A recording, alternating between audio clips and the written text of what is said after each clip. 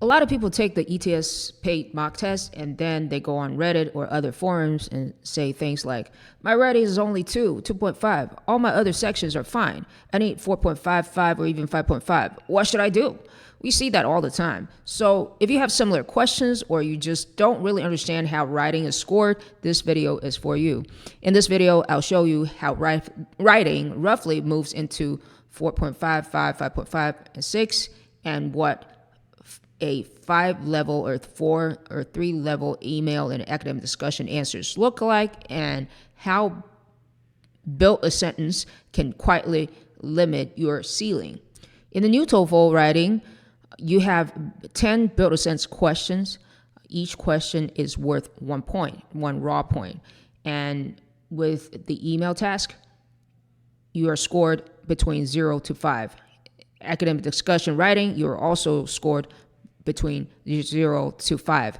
So you can think of it as a total raw score of up to 20. Again, each build a sentence question is 1 point. If the word order is wrong, you don't get that point. From what I understand from ETS materials and from looking at the paid mock test scores, it looks like the total raw score is what gets converted into the 0 to 6 band. I'm not claiming to know the exact internal computation, but practically speaking, based on my current data from the mock tests, a rough pattern looks like this. Around 4.5, typically it is about losing around 4 to 5 raw points. Around 5.0, again, I'm talking about the scaled score. It means that you're losing about 2 to 3 raw points. And if you need to get 5.5 in the scaled score, you can only lose around 1 raw point. And if you want to get 6, you cannot lose any raw point. These are patterns, again, not official cutoffs, but I think they're pretty close to what the paid mock tests show us. One thing I want to emphasize, every raw point matters. It doesn't matter which task it comes from. Again, this is from me reading the instruction manual from ETS. A point from build a sentence counts toward the total, just like a point from email or academic discussion.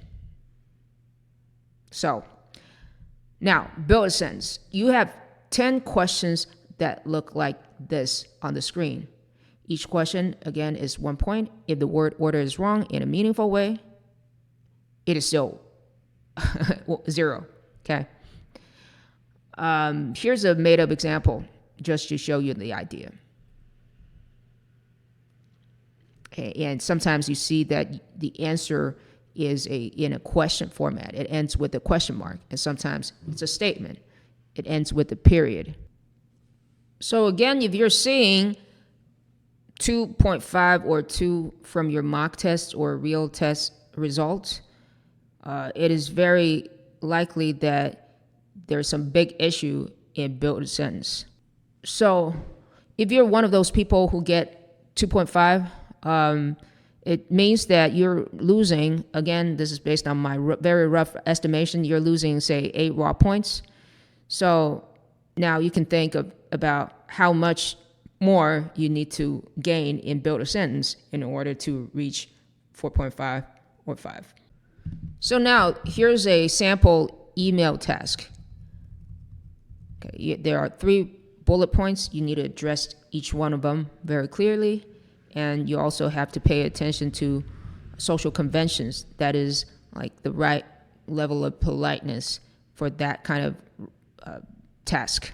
Okay, let's look at a 5-point example first. Okay, this 5-point example addresses each bullet point. It describes the Wi-Fi issue, explains how it affects daily work, and requests a repair and asks for a timeline. It achieves everything. The content is well elaborated, not just one short sentence per bullet, but you have a general sentence and then some elaboration, right? And the tone and social conventions are appropriate. I hope you're well. Thank you in advance. Would it be possible for you? It would also be great if you could. So it's quite polite. And there is good syntactic variety. And there's almost no obvious grammatical mistakes. So this kind of answer is what I would expect around a 5-level answer. Again, that's raw point. Okay? And the next, you're seeing a band 4 answer. Okay, I modified based on one of my students' paid mock test performance. But again, this is not a actual test question. Okay, so all bullet points are basically covered, but some phrases are vague, like to help everyone do their work well. There may be one very long sentence that tries to do too many things. These are not exactly beneficial to discourse cohesion, or sometimes we call it topic development. The tone is not rude, but usually when we make requests, we will use more polite language, like what you saw in the five levels sample. Okay, and but in this one, some requests feel more like demands. And there are a few more minor issues with cohesion or grammar. But overall, it's still a good answer, but with small problems scattered around. So this feels like a 4-level answer. So what would be a 3-point answer? Okay, again, based on my interpretation and all those things. Okay, there are some unnecessary sentences in gray that don't help with bullets. Okay, the Wi-Fi problem is mentioned, but the consequences, the aftermath, is not clearly explained. It's just one short sentence. And again, it's lacking some proper politeness markers. It's basically demanding, and it's an even stronger demand, and a lot of simple sentences too, and which is not great for syntactic variety. So this feels more like a 3-level answer. Okay. Let's look at academic discussion writing. So here's a sample question. So when you read these, usually we focus on the last 1 or 2 lines of the professor's question. What is your opinion? That line, okay? And then we quickly look at the 2 students' opinion and pick one side, and then develop our own contribution, okay? So here's a band 5-level answer for academic discussion writing. So here you can see the opinion is clear, it's well developed, supported with specific details, and there are varied sentence structures, and there are almost no grammatical mistakes. So this looks and feels like a 5-level response. And again, you see a sample 4-level response. There is development, but there's too much details spent on the background information, not enough on actually proving that friendly doctors do help their patients share more about their medical background or whatever. You know, it's not proving that friendly doctor can achieve better communication. It's all about the author's father's background and self-study. Okay. And there might be some small errors like verb issues, spelling issues, extra word, and you see this person wrote close to 150. Sometimes writing a little less and leaving time to check grammar is better than filling all 7 minutes with unchecked errors. So this feels like a 4-level answer. Okay. Band 3. Okay. This sample mentions some research but doesn't develop that research, right? And there are several sentences that are repeating the same idea. Talk more, share more.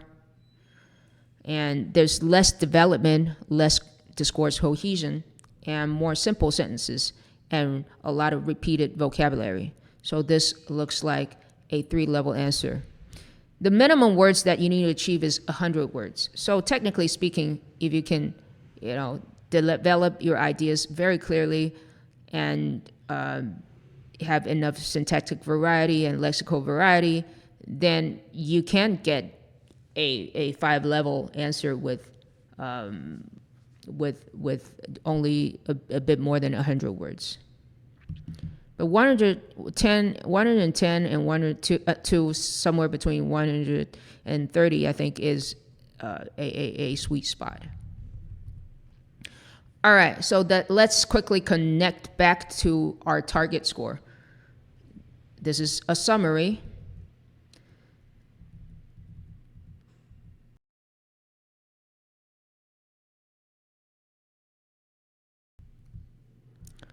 So if your new TOEFL writing score confused you and you want clearer targets, use the link in the description, fill out the short form, and I'll send you my current new TOEFL 2020 timing and scoring guides and test strategies, plus updates about writing as we collect more real scores. That way, you don't have to guess alone.